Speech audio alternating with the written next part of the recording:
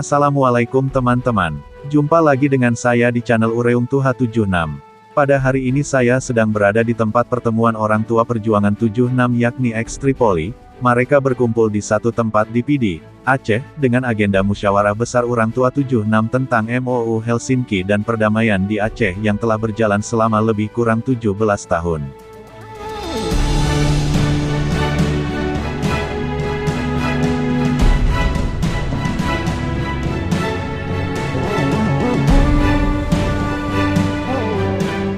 Ex-Gerakan Aceh Merdeka, GAM jebolan Tripoli.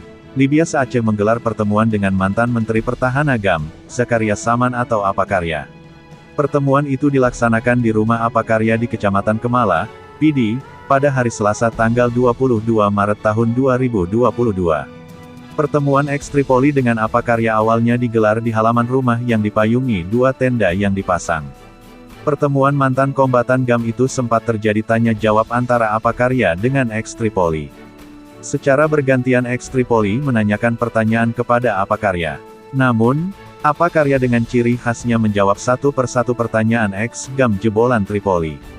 Sekitar setengah jam lebih digelar sesi tanya jawab antara Apakarya dengan ex-Tripoli di luar rumah mantan Menteri Pertahanan GAM.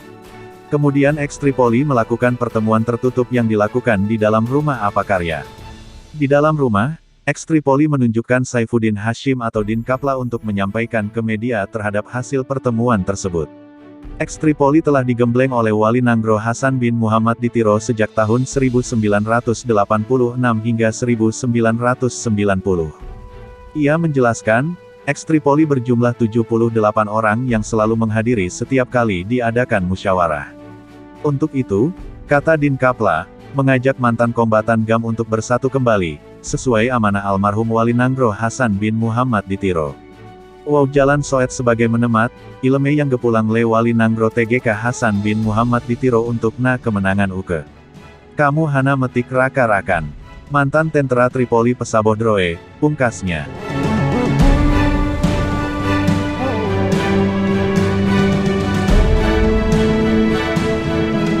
Perlu kita ketahui sebagai kilas balik cerita tentara GAM yang latihan di Libya.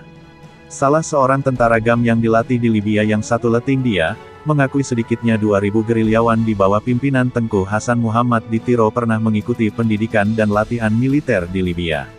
Pendidikan itu diadakan selama 2 tahun sejak 1986 hingga 1990.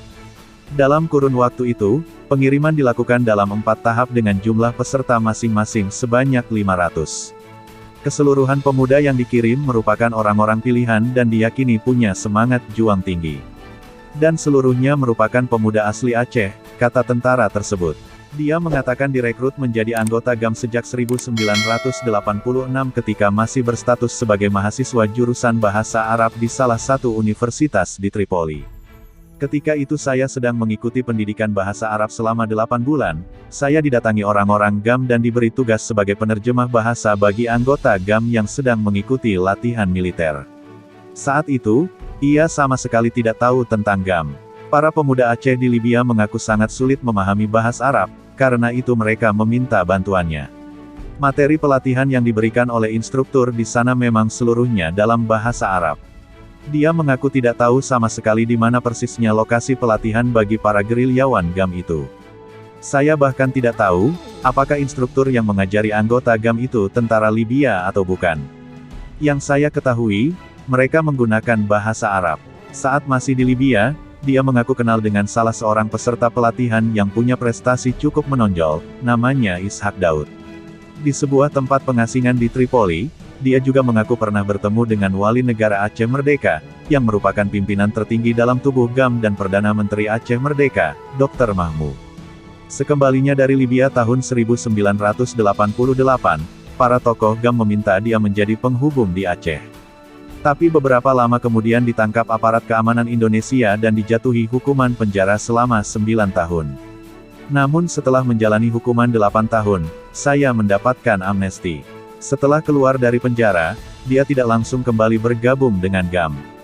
Hingga 1999, ketika Aceh kembali bergolak, ia mengaku sangat tertekan. Ketika itu situasinya memang betul-betul sulit bagi saya.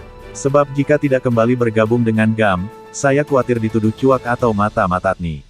Dalam posisi terjepit inilah, saya terpaksa kembali bergabung dengan GAM dan dipercayakan duduk sebagai wakil panglima wilayah di suatu kabupaten. Kelompok GAM di wilayah tersebut, jelas dia, berkekuatan 50 personil dengan persenjataan sekitar 17 pucuk senjata api dari berbagai jenis, juga mengharapkan.